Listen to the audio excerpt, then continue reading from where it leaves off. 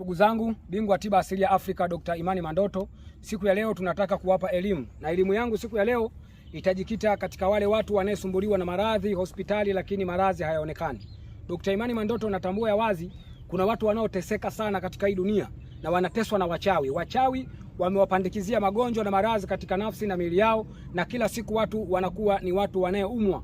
Kwanza ieleweke, wachawi wana uwezo wa kuweza kumfanya mtu asiishi kwa amani kupitia kwa kuweza kumpandikizia mashaka katika nafsi yake.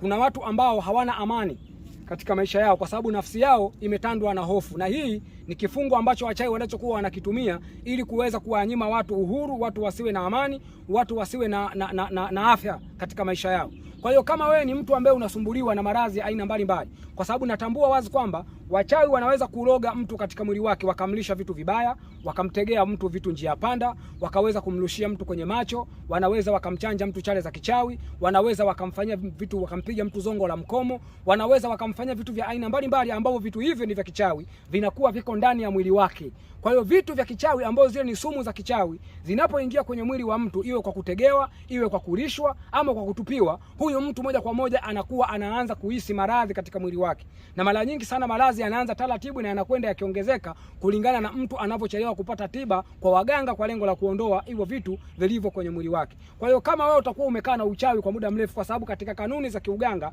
mtu atakapologwa, atakapolishwa ama atakapotegewa ama atakapotupiwa uchawi kwa muda wa siku 7 ukakaa uchawi huo ndani ya mwili wake, ule uchawi unaanza kuleta shida katika mwili wake. Na miongoni mwa vitu, mtu ataanza kupata homa, ataanza kujisikia anachoka, yani uchovu, ataanza kusikia kila baadhi ya kiungo chake kinaanza kuleta shida. Ina maana ataanza kupata homa za usiku. Mchana anashinda vizuri, lakini usiku mtu anaanza kuumwa, anapata homa za ghafla. Mtu huyu atakuja kugundua kwamba haya maradhi sio maradhi ya kawaida kwa sababu mbili zifuatazo. Kitu cha kwanza, akienda kupima maradhi hospitali, yanaweza maradhi yakaonekana, lakini akipewa dawa zile za hospitali zinazoponesha watu wengine, yeye haponi. Yaani kwa mfano mtu anaweza akapimwa, anaambiwa homa yako ni malaria, lakini anapewa dozi ya malaria, akienda kunywa anakuta ile malaria, akienda pima tena malaria inakuwa bado ipo. Au mtu anapimwa anaambiwa una typhoid, lakini akienda pewa ile dozi ya typhoid anakunywa dozi mpaka anamaliza, na akienda kupima ile typhoid inakutwa bado ipo. Kwa hiyo mtu anadumu katika hali ya magonjwa na maradhi wakati akiwa anatumia dawa bila yeye kupata msaada wa kuweza kupona. Kwa hiyo ukianza kupata dalili kama hizo,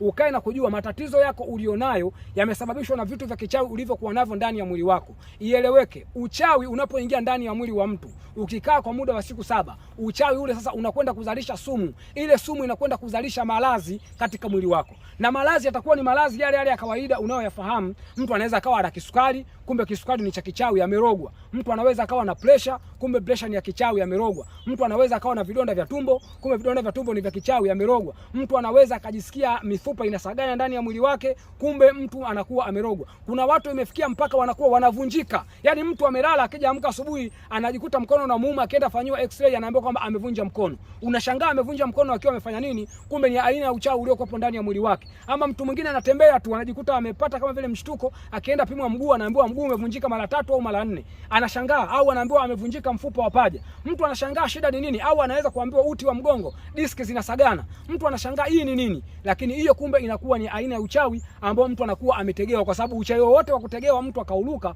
unakwenda kuwasili mifupa. Uchawi wote mtu ambaye atalishwa, uchawi ule unakwenda kuwasili mambo ya tumbo na viungo vyote vilivyo tumboni. Ina maana figo, ini, unaona bana, utumbo wenyewe unakwenda kuwasilika na uchawi ambao mtu ameweza kulishwa. Kwa hiyo wakati wowote unapopata maradhi, hata kama ni maradhi ya kawaida kama kisukari, pressure, unapata vidonda vya tumbo, unapata bawasiri, lakini unatumia dawa za hospitalini, ile tatizo haliponi, usihangaike ukaenda kujua huo ni aina ya uchawi uliokuwa umeweza kurogwa. Kwa hiyo utakapopata dalili kama hizo, labda umetumia madawa ya hospitali na haujaweza kupona, au umeenda kwa wao wataalamu wa dawa za asili, maana natambua kwamba wapo wataalamu wa dawa za asili ambao ni wataalamu wa mitishamba. Wao kazi yao ni kutafiti na kuuza dawa za mitishamba. Umekunywa hizo dawa pia haujapata mafanikio, wewe sasa, hiyo ni nafasi ya mganga kama mimi Dr. Imani Mandoto kuja kufanya mambo yangu ya kiuganga, kwa sababu ieleweke, uganga sio mitishamba tu. Uganga tunatumia nguvu za majini na mizimu kuweza kung'amua nguvu na sumu ulionayo ndani ya ya mwili wako ambao ni uchawi unaosababisha hayo maradhi ambayo yanayokusumbua. Ieleweke, unaweza ukawa una maradhi, ukipimwa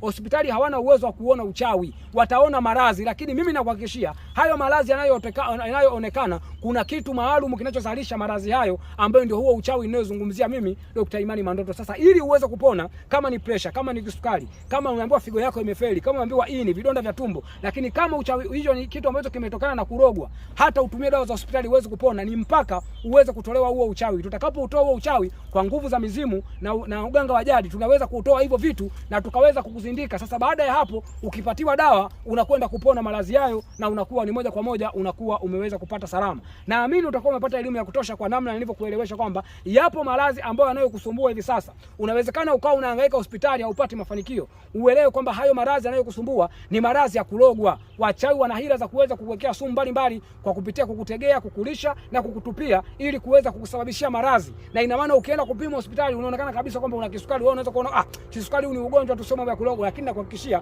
kuna magonjwa yanayotokana na mambo hayo ya uchawi ambayo yanazalishwa magonjwa ya kawaida ambayo yanaweza kukutesa na kukusumbua kama hautaweza kujua. Na ndio sababu ya elimu hii nakwambia, kama una magonjwa hayo niliyoyataja na umeshahangaika hospitali, umekunywa madawa, haujapata nafuu, haujapona hayo maradhi yako, elewa kwamba huo ni uchawi, na mkimbilie Dr. Imani Mandoto ili nipate kukusaidia kukuondolea uchawi, kisha tutakupatia dawa na kuweza kukuponesha matatizo yanayokusumbua. Mpaka hapo nimefikia mwisho, lakini nikuombe uendelee kusubscribe channel yetu hii, uendelee kushare video zetu, uendelee kucomment ili watu wengi waweze kupata elimu kama hizi. Lakini pia usisahau kulike. Unapo like, maana yake video yetu inakwenda kuwakuta watu wengi, wanaweza kupata elimu kama hizi ambazo ndio kusudio la channel hii. Mpaka hapo nimefikia mwisho, ila kama una shida nipigie kwa namba yangu ya simu ya 0655942428. Mpaka hapo nimefikia mwisho. Asante kwa kunisikiliza na kunitazama.